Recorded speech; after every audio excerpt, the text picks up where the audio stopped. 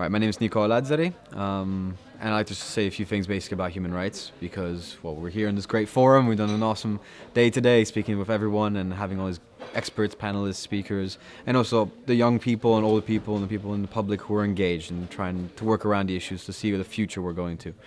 My biggest point with everything is that we can sit and talk about things for ages. You know, if you want to build a shack, you can spend 3 years talking about it and 10 seconds building it. My biggest thing with the way I practice human rights is I practice human rights. If I see someone whose rights are being abused, whether it's a border checkpoint in Tunisia, whether it's on a bus in France, whether it's down the street in Geneva, in front of a shop, if someone's rights are being abused, it's my priority to stop it. It's my priority is to point that out. And if people aren't going to start acting on that, if you rather turn a blind eye, as we've done for millennia, in essence, what's going to happen to human rights? They're going to stay exactly where they are now, squashed, denigrated, and frankly not respected by anyone.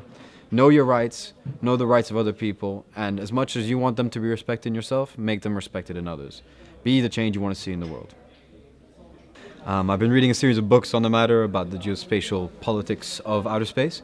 The way I see it, basically, this is somewhere the UN will never go. For one pure reason is that there's huge economic interest in space. It is the final frontier, the new frontier, whatever you want to call it. Since the space race has been a political thing, we've had Russia, US, and there's a whole list of countries which are now gaining space capacities.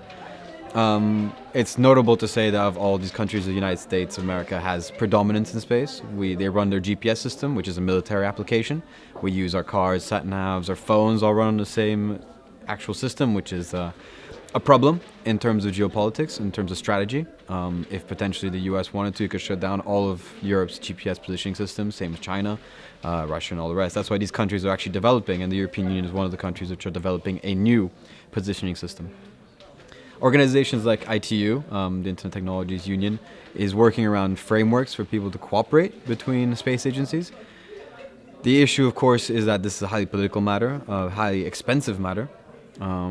Based more than anything because takes huge amounts of money to throw anything into space to plan and everything else. My biggest issue is not the UN in space, but the peaceful use of space. In essence, everything that's out there, from a satellite to a rocket that's just rolling around, it's space debris. It's actually potentially some form of military application to it. This military application, unfortunately, means that anything that's peaceful can become wartime.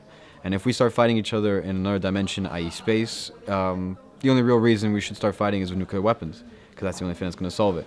Start fighting up there with nuclear weapons, we're going to start fighting down here with nuclear weapons. In essence, the way I see it, the UN shouldn't be involved. It shouldn't create a space agency. The United Nations has already enough trouble on the ground, so to speak, if I can use that aphorism, that we have trouble keeping peace here in the world, on Earth. So instead of diversifying and throwing money around in issues that aren't necessarily on purpose, we should just trust that national governments can get along. The UN can facilitate maybe some discussion between the spacefaring countries to ensure that they have standard systems, that they don't engage in belligerence, which is outside of their territory, and that yes, maybe the protocols for the UN need to change to adapt to space, but there shouldn't be the creation of a space agency. There shouldn't be more wasting of money, which is tight in general, but is being mismanaged as it is in the system. The UN needs to focus on Earth.